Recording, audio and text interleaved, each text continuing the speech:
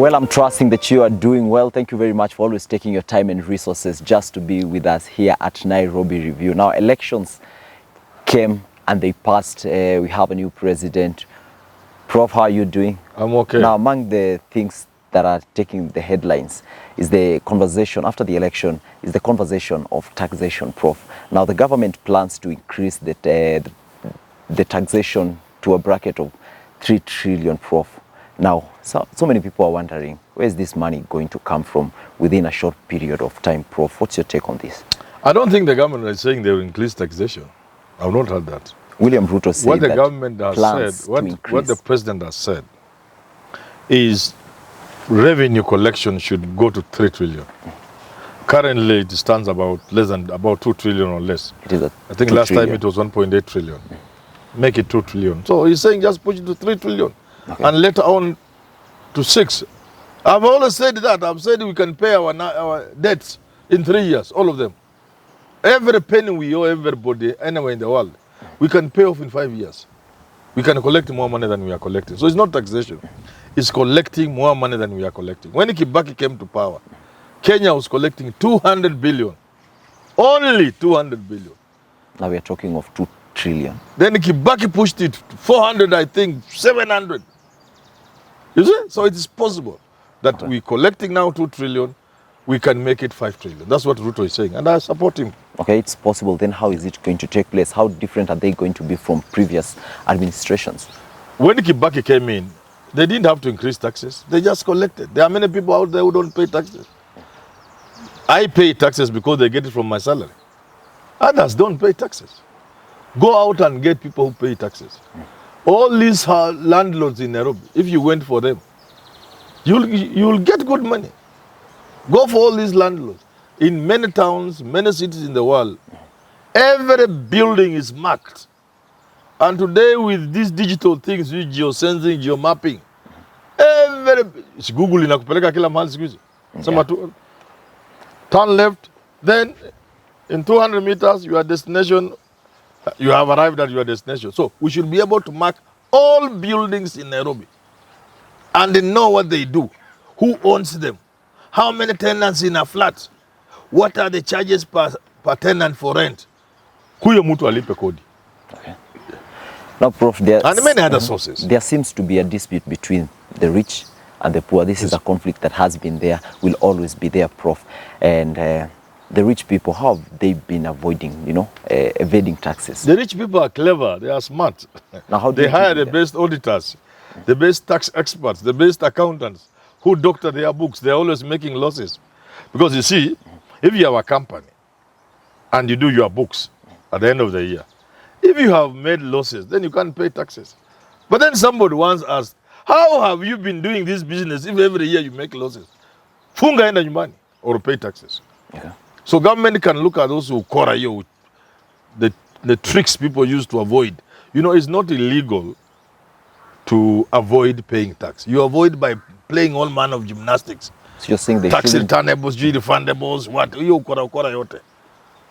It's not illegal. What is illegal is to evade tax. But to avoid it through ukora. So me, I cannot afford a mkora accountant. Big companies can afford all these accountants. Well-trained wakora. Wanacheza na hiyo vitabu kabisa. No tax. The real motivation behind increasing the tax margin is to settle the debt that we are currently having as a nation. Then how do we settle this debt, yet at the same time we have a thriving economy as a country? We have a small debt. Okay. Given the size of our economy, 10 trillion shillings is money we can raise in 2 years and pay all of it. But according to the president, we are standing at a very huge debt. It depends on how you look at things. 10 trillion. Why is he making it If you translate that into dollars, it's very little money. This money Kenya can pay. We have to think outside the box. Okay. So I support the president in saying, let the tax money be given a tax of, target of 3 trillion. Come on, where's you? Go home with your board. If those officers there cannot do it, they go home with our young people to do the job. Give us 3 trillion, 4, 5, 6, then we can begin talking. So it's possible. So we can raise money. And debts can also be restructured. We can structure our debts Okay. to give ourselves space, to organize ourselves, to repay them. But we need to raise our revenue. And you see, we must think outside the box. Who tells you we must always get money from taxation? Countries make money from other sources. We must learn to get money from other sources. We must also, as a country, begin to save. Yeah, we must save. Look at our wildlife. We are not using our wildlife. If we used our wildlife alone, the animals and the birds and the marine life that God gave us. Aren't you the same person that said if given the opportunity, you're going to relocate the animals that are in Nairobi National Park, then you're going to use that land, to do something else? Why not? Then you're saying that we are the you only make country money. we are the only country with animals roaming in a city. There's no country with a park in the city. That's something to be proud of. And people are staying in Kibra. I would rather settle people there, but relocate the animals. We have space, huge space where animals can roam. What I'm saying is not in contradiction. Saying Nairobi National Park can be left for human settlement and the animals relocated elsewhere is not the same thing as saying we cannot benefit from our wildlife. Okay. We should benefit from our wildlife. Look at how we behave because some small girls and boys from Europe are lying to us. We get animal tusks, elephant tusks, and we ban them. People are looking at us and saying, what kind of people? These are poor people. Selling those tusks, is it some form you of control the animals so that there is no poaching. Can we generate revenue? You control the animal, but at some point you'll need to do culling. Even God in his own ways. There is culling. Animals die of old age. Animals can become too many. And you need to reduce this, the flock. What you do with the product is not to ban the products, is to turn them into. I am looking at a situation where there should be a chair made in Kenya, made from some ivory tusk with a leopard skin or something like that, costing $2 million. So that if you are a billionaire and you are sitting on that chair, you have a shoe made of something from Kenyan animals, you say you can only be a billionaire in the world.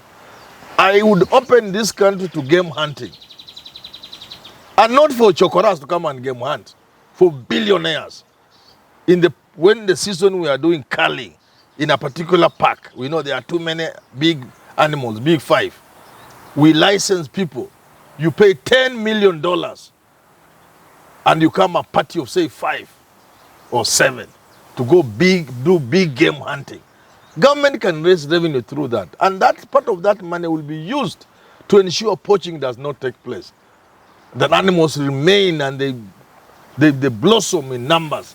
And therefore you can continue doing culling, regulated culling through hunting and what.